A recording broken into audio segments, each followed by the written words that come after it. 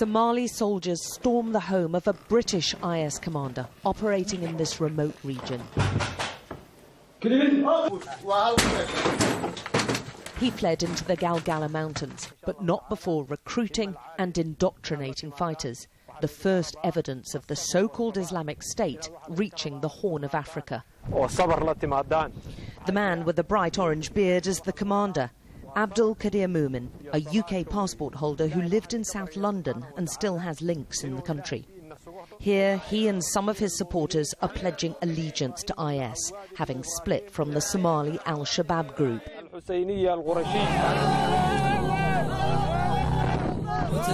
The propaganda film is filled with urgings to their fellow Muslims in the rival group to join them in the much better funded global IS network. It's a tempting message of better prospects in this desperately poor country.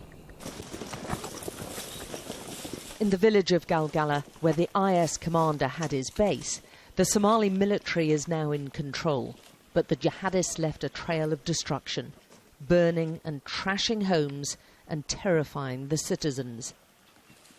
For the women, it was particularly harrowing. They told us about regular beatings and abuse for not covering themselves up enough. This was just something like a mob would do to a thief. They just pull you out recklessly. They throw you around from one man to another. While that is happening, they hit you with the whips. We were given a military escort for the 7-hour trip into the mountains. Somali intelligence fears the twinning of al-Shabaab terrorists with IS is an alarming development and suspect the involvement of a handful of British Somalis, as well as some funding from the UK. The key is containing the new IS branch here and stamping out sleeper cells further south.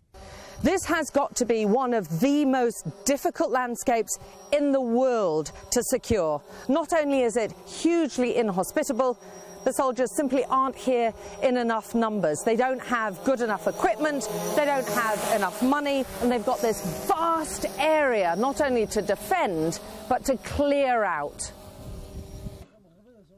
The soldiers have been fighting the homegrown al-Shabaab terror group here for years. But IS, with its global reach and international funds, is a different prospect altogether. And the soldiers were keen to show us a robust response. We've been told that they have spotted a group of terrorists and they're planning to take them on. There they go.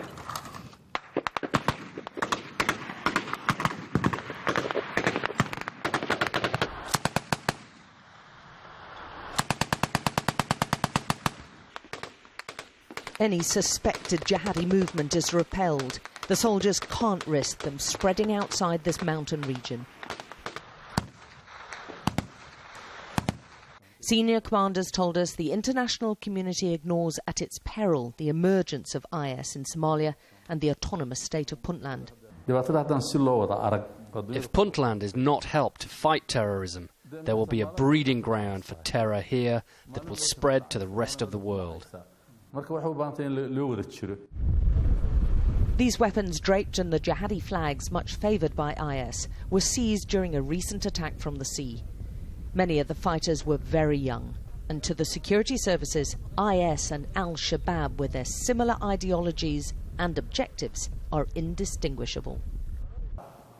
We're one of the few who've been allowed to talk to the child soldiers captured and now held in prison in the Puntland capital of Garowe.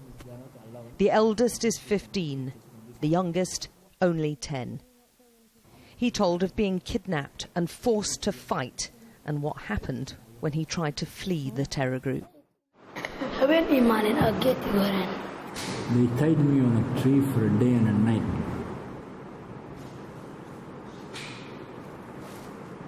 And then?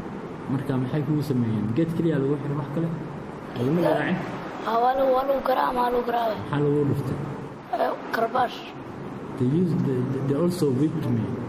They used the whip to cane me. Did he think he was fighting for IS? I don't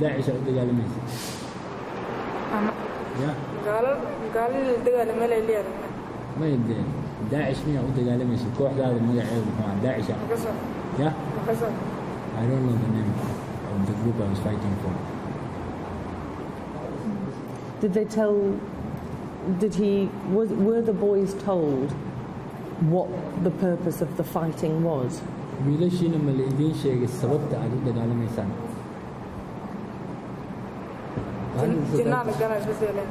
They just told us we would go to heaven. The authorities insist these boys will be rehabilitated, but they're part of a new generation of fighters being ruthlessly exploited by competing jihadi groups. And now the international IS network has put its tentacles down in the Horn of Africa. How many will be coerced or tempted to join with the promise of paradise and riches? Alex Crawford, Sky News in Puntland, Somalia.